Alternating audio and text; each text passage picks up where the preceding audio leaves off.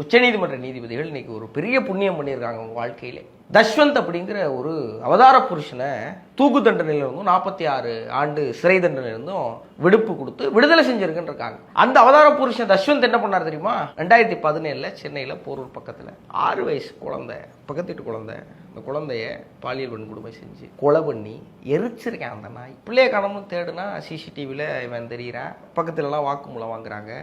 இந்த பரதேசியுடைய ரூமில் அந்த சின்ன 6 வயசு குழந்தையோட உள்ளாடைகள் இருந்திருக்கு. கைது பண்ணுறாங்க, சிறையில் அடைக்கிறாங்க. ஏதோ அயோக்கியத்தனம் பண்ணி பெயிலில் வரேன். பெயிலில் வெளில வந்த உடனே ஐயா செஞ்ச நல்ல காரியம் என்ன தெரியுமா? பெத்த ஆத்தால எரிச்சு கொண்டிருக்கான்.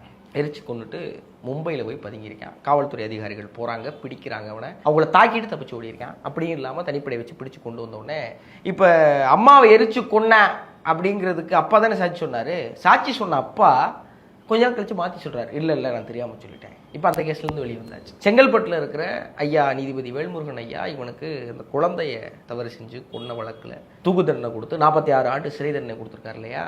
இந்த வழக்கில் இருந்து இப்போ விடுவிச்சிருக்கிறாங்க உச்சநீதிமன்ற நீதிபதிகள். எவ்வளோ நல்ல விஷயம், எவ்வளோ ஆரோக்கியமான விஷயம். இப்போ நான் என்ன கேட்குறேன், இப்போ அவனும் எதுவும் பாருங்கள் என்ன சொல்லியிருக்காங்க, போதிய ஆதாரம் இல்லை. இந்த சிசிடிவி, இந்த ரூமில் இருந்துச்சுல ஆடை, பக்கத்து வாக்குமூலம், இதெல்லாம் போதாதான். அம்மா எப்படி செத்துச்சு? ஒரு ஆதாரம் இல்லைன்னா அப்போ அது யார் செஞ்சாங்கிற கேள்வி இருக்குல்ல.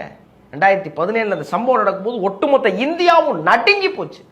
சரி, அவனுக்கு தூக்கு தண்டனை கொடுத்துட்டாங்க, அவன் செத்துருவான். நீ நாளைக்கு ஒருத்தர் இதை பண்ண பயப்படுவான் நம்ம நினச்சிக்கிட்டு இருக்கும் போது இப்படி ஒரு விடுதலை செஞ்சா யாரை நம்புறது?